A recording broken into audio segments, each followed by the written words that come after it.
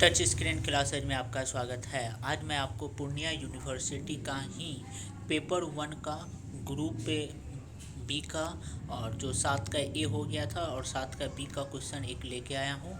और इतना कर लेने से आपका जो है 8 नंबर और कंफर्म हो जाएगा। तो यहाँ पे आपका ये क्वेश्चन है, ये पहले प्रीवियस ईयर में क्वेश्चन पूछा जा चुका था, तो हम आपको बता देना चाहते हैं ये क्वेश्चन पूछा जा चुका है, इसलिए आप इस क्वेश्चन को ज़रूर देखिएगा। यहाँ पे लिखा हुआ है if A and B be two non singular matrix. मतलब ए और बी नॉन सिंगुलर मैट्रिक्स है। इसका ये मतलब है कि अगर हम ए का डिटर्मिनेंट करेंगे तो वो किसके बराबर नहीं होना चाहिए, 0 के बराबर नहीं होना चाहिए। और बी का भी डिटर्मिनेंट करेंगे तो वो 0 के बराबर नहीं होना चाहिए। नॉन सिंगुलर का यही मतलब है। और लिखा हुआ है ऑफ द सेम ऑर्डर, और ऑर्डर क्या होना चाहिए, सेम। अगर इसका ऑर्डर 3x3 का है तो इसका भी ऑर्डर क्या होना चाहिए, 3x3 का। देन हमको प्रूव करना है ए बी का inverse is equal to B का इन्वर्स और ए का इन्वर्स। इस तरह से क्वेश्चन दे सकता है, या फिर चूँकि एग्जाम में आपको इसी तरह से क्वेश्चन दिया हुआ है, बाई चांस अगर ये दे दिया गया तो दोनों सेम ही क्वेश्चन है। इसका मतलब है state and prove reversal law for the inverse of A product. अगर ये क्वेश्चन दे दिया तो यही होगा, ये क्वेश्चन दोनों क्वेश्चन सेम है, बस इसको स्टेटमेंट के रूप में लिखना है और इसको इसी तरह लिखना है। दोनों का आंसर सेम होगा। हम आंसर देखते हैं। सबसे पहले सॉल्यूशन लिखना है और सॉल्यूशन में हमको स्टेटमेंट जरूर लिखना होता है। यहाँ पे स्टेटमेंट है the inverse of the product of two matrix is equal to the product of their inverse of reverse order. ठीक है, ये आपका स्टेटमेंट हो गया। अब प्रूफ में हम सबसे पहले क्या मानेंगे, लेट। मेरे पास हमको क्वेश्चन में वैसे बोल भी दिया था कि ए और B two non singular square matrix है। तो इसका ये मतलब है कि हम ए का जो डिटर्मिनेंट होगा वो 0 के बराबर नहीं होगा और बी का जो डिटर्मिनेंट होगा वो 0 के बराबर नहीं होगा, ऑफ द सेम ऑर्डर का है। Then we have to sort it. अब हमको प्रूफ क्या करना है, ए बी का inverse is equal to B का इन्वर्स इंटू ए के इन्वर्स को प्रूफ करना है। तो सबसे पहले हम क्या मान लेते हैं, ए इंटू बी को सी मान लेते हैं और ए बी इन्वर्स और ए इन्वर्स को क्या मान लेते हैं, डी। तो इसका मतलब we have to sort it. तो यहाँ पे हम लिख सकते हैं ना, ए बी को सी और सी का इन्वर्स इज इक्वल टू, यहाँ पे डी लिख सकते हैं। तो हमको प्रूव करना है सी का inverse is equal to D. अब मेरा टारगेट हो गया है सी का इन्वर्स, अगर हम डी के बराबर प्रूफ कर दिए तो यही मेरा हो जाएगा। तो for this it is sufficient to sort it. नीचे में लिखा है इसको अगर प्रूफ करना है, ये सी इन्वर्स डी को प्रूफ करना है, तो इसके लिए हमको एक चीज़ ज़रूर दिखाना पड़ेगा। वो क्या चीज़ दिखाना है, यहाँ पे लिखा हुआ है। यहाँ पे लिखा हुआ है कि सी डी जो है आई और इनटू में सी डी बराबर आई बराबर डी सी अगर आप प्रूफ कर लिए तो इसका ये मतलब है कि सी इन्वर्स डी के क्या हो जाएगा, बराबर हो जाएगा। तो ये कैसे पता चला, चूँकि ये डेफिनेशन है, हम डेफिनेशन को थोड़ा सा नीचे लेके चलते हैं। यहाँ पे डेफिनेशन का यूज किया गया है, by definition of inverse. Inverse का अगर हम डेफिनेशन देखते हैं तो इन्वर्स क्या बोलता है कि यदि A into B is equal to I is equal to B A होता है तो ए जो है बी इन्वर्स के क्या होता है, बराबर होता है। उसी तरह अभी जैसे हम देखे थे सी इन्वर्स हमको क्या प्रूफ करना था, डी। तो इसका ये मतलब है कि सी इंटू डी करेंगे वो आई के बराबर होना चाहिए और आई जो है डी इंटू सी के बराबर होना चाहिए। तो वही चीज़ हमको यहाँ पे क्या करना है, प्रूफ करने में लाना है। तो सबसे पहले अब हम ए माने इसको, यहाँ पे हम इसको थोड़ा सा शॉर्ट करते हैं ताकि आपको पता चले। तो यहाँ पे जैसा कि आप लोग देख रहे हैं ए बराबर ए बी लिखा गया, तो यहाँ पे ए बी सी बराबर ए बी लिख दिया, डी बराबर जो रखा है आई बराबर जो रखा है डी बराबर। तो ये हमको क्या करना है, प्रूफ करना है। तो सबसे पहले हम LHS के टर्म को ले लेते हैं, ये वाला A B into B inverse A inverse. अब हम इसको बाय एसोसिएटिव लॉ से क्या करते हैं, अलग करते हैं। ए को अकेला छोड़ दिए और ई दोनों को क्या कर दिए, एक साथ कर दिए, एक साथ करके लिख दिए। तो एसोसिएटिव लॉ से और हमको जानते हैं B into B inverse is equal to क्या होता है, ए इन्वर्स आई होता है, sorry A into A inverse किसके बराबर होता है, आई के बराबर। उसी तरह बी इंटू बी इन्वर्स किसके बराबर हो गया, आई के बराबर। यहाँ पे लिख देते हैं एग्जिस्टेंस ऑफ मल्टीप्लिकेशन से। अब ए इंटू आई को एक साथ कर देते हैं, ए इंटू आई क्या हो जाता है, ए हो जाता है, क्योंकि आई तो आइडेंटिटी है और आइडेंटिटी को किसी से मल्टीपल करेंगे तो वह ए हो जाएगा जो जिससे मल्टीपल करते हैं। तो अब हम यहाँ पे लिखते हैं ए इंटू, यहाँ पे इतना को सॉल्व करने पर ए आया तो ए लिख दिए, यहाँ पे A inverse existence of the multiplication identity यहाँ पे बता दिए। अब हम जानते हैं ए इंटू ए इनवर्स किसके बराबर होता है, आई के बराबर होता है, और यहाँ पे लिख देते हैं एग्जिस्टेंस ऑफ इनवर्स, इनवर्स का रूल है। इसी तरह से आल्सो ये तो हम देख लिए कि ए बी इंटू बी का इन्वर्स ए का इन्वर्स आई के बराबर हो गया। तो यहाँ पे हमको यही प्रूफ तो करना था कि ए बी इंटू बी का इन्वर्स आई के बराबर हो जाना चाहिए। अब हम इसको ले लेते हैं, अगर ये आई के बराबर हो जाएगा तो मेरा प्रूफ हो जाएगा। तो अब हम यहाँ पे लेते हैं B inverse A inverse into B ए। अब हम इसको उसी तरह सेम टू सेम क्या करेंगे, बी को अकेला छोड़ देंगे और ए दोनों को एक साथ लिखेंगे, और फिर उसके बाद इसका मान आइडेंटिटी होता है। अब ई दोनों को एक साथ ले लेंगे, ए बी आई बी के बराबर हो जाएगा, बी इन्वर्स बी के बराबर हो गया। अब दोनों आपस में बराबर हो गया। तो जब दोनों आपस में बराबर हो गया तो हम जानते हैं इन्वर्स का डेफिनेशन नीचे में हम यहाँ पे लिख के दिखाए हैं कि अगर A B is equal to I is equal to B A होता है तो B is equal to A inverse होता है। उसी तरह इतना को हम मान लेते हैं ए, इतना को मान लेते हैं बी। तो यहाँ पे भी ये बी हो जाएगा तो ये ए हो जाएगा। तो इसका ये मतलब है कि आप इसको हम लिख सकते हैं ना कि बी बराबर ए इन्वर्स। तो अब हम बी के बराबर जो रखे हैं उसको यहाँ पे रख दिए, और ए इन्वर्स जो रखे थे ए बी वो लिख दिए। यही मेरा क्या हो गया, प्रूफ हो गया। तो इस तरह से ये प्रूफ होता है, तो आप इसको ज़रूर देखना, ये आपका बहुत ही इंपॉर्टेंट क्वेश्चन में से है। अब हम आते हैं define adjoints of the matrix, proof that. हमको यहाँ पे पहले डिफाइन करना है, डिफाइन है एडजॉइंट्स ऑफ मैट्रिक्स को डिफाइन करना है और प्रूफ करना है कि A into adjoints of A is equal to adjoints of A is equal adjoints of A into A is equal to A का डिटर्मिनेंट इंटू आई। ये सब क्लास 12th में ही पढ़ाया गया होगा आप लोगों को, तो बस उसी तरह से करना है। हाँ, लेकिन थोड़ा सा इसमें अलग है, थोड़ा सा बड़ा लिखना होता है। बस एडजॉइंट्स ऑफ ए मैट्रिक्स का डेफिनेशन देखते हैं। पहले एडजॉइंट्स ऑफ मैट्रिक्स मतलब एक मैट्रिक्स लेना होगा, उसका पहले आपको माइनर निकालना होगा, माइनर के बाद कोफैक्टर निकालना होगा, कोफैक्टर का ट्रांसपोज कर दीजिए, वही आपका क्या हो जाएगा, एडजॉइंट्स होगा। तो इसको लिखने का क्या तरीका होता है, तो सबसे पहले ए मान लेते हैं ए आई जे जो n क्रॉस n का कोई स्क्वायर मैट्रिक्स है। तो हम लिखते हैं एडजॉइंट्स ऑफ ए बराबर ए जे आई जो n क्रॉस n से है, जहाँ पे ए जे आई कोफैक्टर ऑफ ए आई जे है, मतलब ए का डिटर्मिनेंट। तो या फिर इसको दूसरे रूप में अगर लिखने की कोशिश करते हैं तो ए मान लेते हैं मेरे पास कोई स्क्वायर मैट्रिक्स है, एंड बी जो है ये आपका ये है जो कोफैक्टर है किसी ए आई जे का, then B is called cofactor of matrix. यहाँ पे लिख दिए बी क्या, कोफैक्टर। अब हमको कोफैक्टर का क्या निकालना है, ट्रांसपोज। यहाँ पे लिख देते हैं adjoints of A is A transpose of the cofactor of matrix A, मतलब कोफैक्टर ऑफ मैट्रिक्स ए अगर का कर लीजिएगा, उसका ट्रांसपोज कीजिएगा तो आपको एडजॉइंट्स ऑफ ए निकल जाएगा। तो हम यहाँ पे एडजॉइंट्स ऑफ बी इन्वर्स कर लिए, एडजॉइंट्स ऑफ बी इन्वर्स जैसे किए। तो अब हम मान लेते हैं कि मेरे पास कोई ए है, ए हम अपने मन से माने A1 A1 A3, फिर उसके बाद बी जो है यहाँ पे ये मेरा कोफैक्टर है। अब हम adjoints of A is equal to B inverse, B का यहाँ पे ट्रांसपोज निकालते हैं। जैसे ट्रांसपोज निकालेंगे तो ये रो किस में बदल जाएगा, कॉलम में बदल जाएगा, कॉलम रो में बदल जाएगा और आपस में लिखा जाएगा। तो यही हो जाता है आपका एडजॉइंट्स ऑफ ए का डेफिनेशन। इतना दूर लिख दिएगा तो आपका नंबर नहीं कटेगा। अब now we have to sort it. अब हमको प्रूफ क्या करना है, हमें प्रूफ करना है कि A into adjoints of A is equal to adjoints of A into A is equal to A का डिटर्मिनेंट इंटू आई। तो सबसे पहले हम मान लेते हैं कि मेरे पास ए कोई ए I J n cross n का स्क्वायर मैट्रिक्स है, और एडजॉइंट्स ऑफ ए को कैपिटल ए जे आई मान लेते हैं जो कि n क्रॉस n का क्या है। तो अब हम सबसे पहले ए इंटू एडजॉइंट्स ऑफ ए अपने मन से ये मैट्रिक्स ए माने जो कि ऐसा है, और एडजॉइंट्स ऑफ ए कैपिटल ए में जो माने उसको लिख दिया। अब दोनों का आपस में मल्टीप्लिकेशन, यहाँ पे थोड़ा सा ध्यान से देखना, हम इसको मल्टीप्लिकेशन के तौर पे कर रहे हैं। तो ये रो को उठाया गया और इस कॉलम पे कहाँ किया गया, पटक दिया गया, ध्यान से। और ये आपका गलत होने का संभावना बहुत ज़्यादा बढ़ा देता है। तो सबसे पहले तो हम क्या करिए, A1i A1 के, फिर A2i A2 के। तो यहाँ पे है ये AIN A के n dot dot dot n cross n, where i is equal to 1 2 3 4 dot dot dot n और k is equal to 1 2 3 4 dot dot dot kn। अब हम इसको लिख सकते हैं समेसन, ये A into adjoints of A summation J बराबर 1 से लेके n ए आई जे इसको रख दिया गया और इसको ए के जे रख दिया गया, जहाँ पे आई तो हम जानते हैं 1 से लेके n तक है, के भी 1 से लेके n तक है और जे भी 1 से लेके n तक है।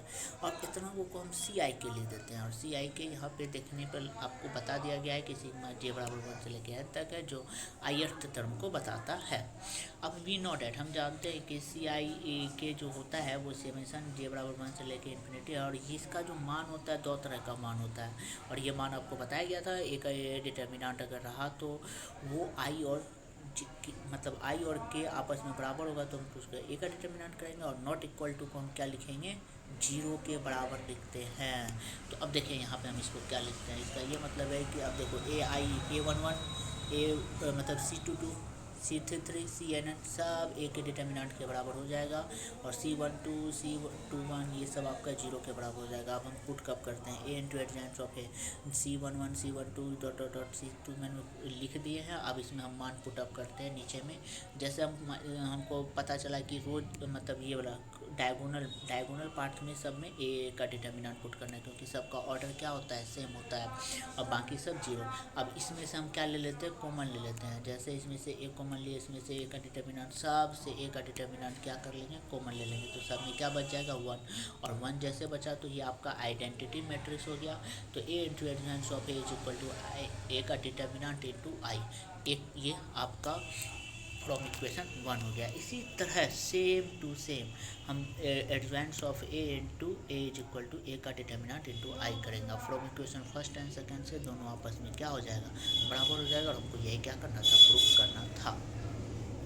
अब है चूँकि वो दो क्वेश्चन आपका प्रीवियस ईयर में पूछा गया था, लेकिन अब जो क्वेश्चन बता रहे हैं ये क्वेश्चन आपको पूछ भी सकता है, लेकिन आपके चैप्टर में इन्वर्स है तो मे भी अगर पूछ दिया तो, इसलिए आप इसको भी तैयारी जरूर कर लीजिएगा। Proof that the inverse of matrix is unique, मतलब इन्वर्स किसी मैट्रिक्स का वो क्या होना चाहिए, यूनिक होना चाहिए। तो सबसे पहले मान लेते हैं कि कहाँ गया, 1 मिनट सॉरी, सबसे पहले मान लेते हैं कि लेट मेरे पास एक कोई स्क्वायर मैट्रिक्स है, ए बी यानी square matrix such that A is invertible, और ए आपका इन्वर्टिबल है। We have to show that A inverse is A मतलब the inverse of A is unique, हमको इन्वर्स इसका यूनिक पुराना था, किसका, ए का। इफ़ पॉसिबल मान लेते हैं बी और सी आपका 2 इन्वर्स है किसी स्क्वायर मैट्रिक्स का, ए का मतलब 2 इन्वर्स है, ए का 2 इन्वर्स है, वो कौन कौन है, बी है और सी है।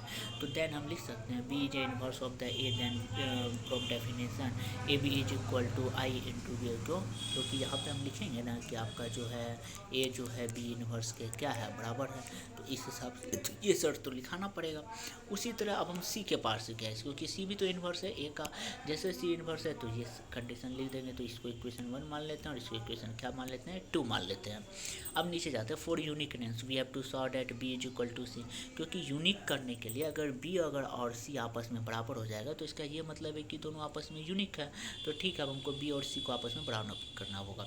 If I is the identity of the matrix, हम जानते हैं कि आई कोई आइडेंटिटी मैट्रिक्स होता है और सेम ऑर्डर का, then from existence of the multiplication of identity, तब हम इसको लिख सकते हैं B is equal to B I, और आई भी लिख सकते हैं ना, क्यों, क्योंकि बी को हम आइडेंटिटी से मल्टीपल करेंगे तो कोई फ़र्क पड़ेगा, सी को हम लिख सकते हैं ना सी आई इंटू आई सी, आइडेंटिटी से मल्टीपल कर रहा है। तो अब यहाँ पे देखो, यहाँ पे आपका b लिखा हुआ है, b लिखा हुआ, अब हम i के जगह पे ac लिख सकते हैं, क्यों, फ्रॉम इक्वेशन यहाँ पे 1 लिखा हुआ है, ऐसा 1 नहीं है, फ्रॉम इक्वेशन आप 2 के जगह पे लिख सकते हैं। यहाँ पे हम 2 में क्या देख रहे हैं, 2 में यहाँ पे देख रहे हैं कि c बराबर क्या है, सॉरी i बराबर सी ए है, हम यहीं पे वही पुटअप कर रहे हैं, यहाँ पे भी i बराबर ए सी या सी ए का क्या कर रहे हैं, पुटअप कर रहे हैं। यहाँ फ्रॉम इक्वेशन 1 नहीं, यहाँ पे फ्रॉम इक्वेशन 2 होना चाहिए, गलती से लिखा गया। अब यहाँ पे हम दोनों को एसोसिएटिव लॉ के द्वारा अलग कर रहे हैं। एसोसिएटिव लॉ में क्या होता है, बी ए के साथ रिलेट कर गया, अब सी को अलग कर दिया। बी ए का मान तो हम जानते हैं फ्रॉम इक्वेशन 1 से क्या हो जाता है, आई हो जाता है आई सी, और सी को हम आई से मल्टीपल करेंगे तो क्या हो जाएगा, सी ही हो जाएगा, तो बी बराबर सी। अब ये हम अलग आपको प्रूफ कर दे रहे हैं कि बी और सी प्रूफ है बराबर हो गया। हम जानते हैं कि बी और सी आपस में बराबर हो गया, तो the inverse of A is क्या हो जाएगा, यूनिक हो जाएगा। अब हम आते हैं नेक्स्ट क्वेश्चन, ये भी बहुत ज़्यादा इंपॉर्टेंट है, हमें लगा कि ये बता देना चाहिए इसलिए आपको बता रहे हैं। If the non singular matrix A is symmetric matrix then A inverse is also symmetric. अब हमको यहाँ पे क्या बोला है, एक नॉन सिंगुलर मैट्रिक्स अगर वो सैमेट्रिक्स मैट्रिक्स है, नॉन सिंगुलर मैट्रिक्स का मतलब ए एक ऐसा मैट्रिक्स है जिसका डिटर्मिनेंट इज और वो डिटर्मिनेंट 0 के बराबर नहीं है तो ये नॉन सिंगुलर, और इसका ट्रांसपोज कीजिएगा अगर वो ए के बराबर हो जाएगा तो वो सिमेट्रिक मैट्रिक्स है। इतना को कंडीशन हमको दिया हुआ है क्योंकि यहाँ पे बोल दिया गया है कि ये सिमेट्रिक मैट्रिक्स है। Then prove that A inverse is also symmetric. A inverse also symmetric का मतलब है कि ए इनवर्स का ट्रांसपोज कीजिएगा ना तो वो आपस में ए इनवर्स के बराबर होना चाहिए, यही हमको आप दे दीजिए। तो बोला ठीक है। तो सबसे पहले मान लेते हैं here A is a non singular matrix, A कोई मेरे पास नॉन सिंगुलर मैट्रिक्स है, देन ए का determinant not equal to zero. अब बताओ ए का डिटर्मिनेंट को हम लिख सकते हैं ना, ए के ट्रांसपोज का भी डिटर्मिनेंट भी ए के डिटर्मिनेंट के बराबर हो जाएगा। क्यों? क्योंकि मान लेते हैं हम एक क्रॉस है 1 2 3 4, इसका डिटर्मिनेंट जो होगा मान लेते हैं 4 माइनस में 6 इज इक्वल टू -2। अब हम इसका रो को बदल देते हैं 1 2 3 4, अब इसका डिटर्मिनेंट करते हैं 4 माइनस 6 इज इक्वल टू -2, ये भी है। तो इसका ये मतलब है कि ट्रांसपोज बदल देने से उसका मान बदलता नहीं है। तो ए का डिटर्मिनेंट अगर जीरो के बराबर है तो इसके ट्रांसपोज का भी डिटर्मिनेंट जीरो के बराबर नहीं होगा, और ए का ट्रांसपोज भी आपस में क्या होगा, बराबर होगा। तो हम यहाँ पे ये कह सकते हैं कि ये दोनों आपस में बराबर हो गया, और जो दोनों बराबर होंगे तो ए का डिटर्मिनेंट आपस में बराबर नहीं होगा। तो इसका मतलब है ए का ट्रांसपोज का डिटर्मिनेंट भी आपस में बराबर जीरो के नहीं होगा। तो इसका मतलब एक इज इन्वर्टिबल, क्योंकि जब जो बराबर नहीं होता है तो वह इन्वर्टिबल होता है। तो हम इसको लिख सकते हैं ए का ट्रांसपोज इज इक्वल टू ए, क्योंकि हमको क्वेश्चन में बोल दिया गया है कि आपस में क्या इन्वर्टिबल है। यहाँ पे लिख देते हैं ये from equation 1। First of all we have to sort it. अब हमको क्या दिखाना है कि ए के ट्रांसपोज का इन्वर्स बराबर ए का इन्वर्स इनटू ट्रांसपोज, ई हमको सबसे पहले दिखाना है। ई दिखाने का क्या मकसद है, ई दिखा देंगे तो मेरा आधा से अधिक प्रूफ हो जाएगा। तो अब देखते हैं इसमें क्या करना। सबसे पहले हम मान लेते हैं कि ए के ट्रांसपोज को सी मान लेते हैं और ए के इन्वर्स के ट्रांसपोज को डी मान लेते हैं। इसका मतलब हमको प्रूफ करना है कि सी इन्वर्स डी आपस में सी इन्वर्स जो है डी का बराबर होना चाहिए for this it is sufficient to sort. Same पिछले वाला हम कंडीशन को ले लेंगे, सी डी जो है आई और आई बराबर डी सी होना चाहिए। ठीक है, तो इसके लिए फिर हम सी डी का मान पुटअप करेंगे। सी का तो मान हम जानते थे ए इन्वर्स है, और डी का मान है ए इन्वर्स का डिटर्मिनेंट है। तो यहाँ पे लग देते हैं ए इन्वर्स, और जैसे ही अंदर जाएगा तो इसका इन्वर्स हट जाएगा, अंदर प्रवेश कर गया बाय रिवर्सल लॉ से। हम जानते हैं ए इन्वर्स ए आई होता है, आई का ट्रांसपोज कीजिएगा तो आई नहीं आ जाता है। तो इसका मतलब सी डी किसके बराबर हो गया, आई के बराबर हो गया। अब जैसे सी डी आई के बराबर हो गया तो अब फिर हम इसके बाद यहाँ पे लिखते हैं डी सी। डी सी का मान पुटअप किए तो ये अंदर गया तो इन्वर्स में बदल गया, आई इन्वर्स हो गया, तो डी सी भी आपका आई के बराबर। फ्रॉम इक्वेशन यहाँ पे 3 और 4 से हम देखते हैं कि C D is equal to I is equal to D C. चूँकि यहाँ पे थोड़ा सा फोटो खींचने में कैमरा हिल गया था इसलिए, तो इसको मिल सकते हैं C inverse D. C inverse D होने का मतलब ए के ट्रांसपोज का इन्वर्स ए के इन्वर्स के ट्रांसपोज के क्या है, बराबर है। तो we have to sort it. अब हमको दिखाना है कि ये आपका सिमेट्रिक है, इसको सिमेट्रिक दिखाने के लिए for this it is sufficient to sort it, इसका जो ट्रांसपोज होगा वो इसी के बराबर होना चाहिए। तो अब हम फ्रॉम 5 के पास जाते हैं, ये कंडीशन को उठा के यहाँ पे लिखते हैं। अब हम जानते हैं ना कि ए के ट्रांसपोज का इन्वर्स ए का इन्वर्स होता है। क्यों? क्योंकि हम फ्रॉम इक्वेशन फर्स्ट में देख के आए थे, तो वहाँ पे लिख देते हैं। यहाँ पे आप बताओ यही हो गया ना, ये कंडीशन को फुलफिल किया कि नहीं किया। जैसे फुलफिल किया तो इसका मतलब A inverse is symmetric, A inverse आपका क्या हो गया, सिमेट्रिक, ये कंडीशन हो गया। अब नोट है, चूँकि 2 नोट है सोचे इसको भी जानना चाहिए, क्योंकि एक square matrix A is called singular matrix, अगर वो सिंगुलर मैट्रिक्स कहलाता है तो उसका डिटर्मिनेंट जीरो के बराबर नहीं होगा। Sorry, non singular, non singular होने का मतलब जीरो के बराबर, अगर सिंगुलर है तो वह ए का डिटर्मिनेंट जीरो के बराबर होगा। If a matrix is non singular square matrix then A का ट्रांसपोज का इन्वर्स जो है ए के इन्वर्स के ट्रांसपोज के क्या होता है, बराबर होता है। ये भी कंडीशन याद कर लेना, एग्जाम में ऑब्जेक्टिव में पूछ सकता है। तो ये आपका इन्वर्स का पूरा कंडीशन ख़त्म हो चुका है यहाँ पे आपका पूर्णिया यूनिवर्सिटी में। अब हमें नहीं लगता है कि इससे कोई क्वेश्चन पूछेगा। इन्वर्स से ये पूछा है, और एक एडवांस ऑफ ए निकालने के लिए, जो कि इससे पिछले वाले वीडियो में अपलोड कर दिया गया था, और एक ए इन्वर्स निकालने के लिए ए इन्वर्स भी इसके पिछले वाले वीडियो में अपलोड कर दिया गया था। तो आप वहाँ पे जाके देख सकते हैं। तो एडवांस ऑफ ए तो बहुत सिंपल है, अगर ए इन्वर्स निकाले तो उसमें से ही एडवांस ऑफ ए निकल जाता है। तो अगर वीडियो पसंद आए तो प्लीज़ लाइक शेयर और सब्सक्राइब कीजिए। और हाँ, अगर कुछ आपको चाहिए क्वेश्चन या फिर कुछ पूछना है तो आप मुझे कमेंट बॉक्स में कमेंट कर सकते हैं। Thank you.